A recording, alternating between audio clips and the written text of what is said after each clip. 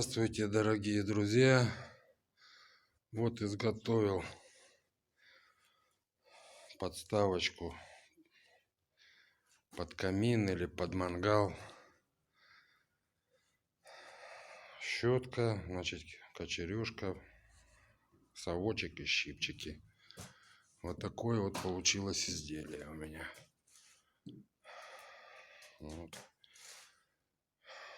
Кому нравится, пишите. Если кому надо изготовить изделие, пожалуйста, обращайтесь. Вот такое изделие получилось. Всех благ всем. Всего хорошего.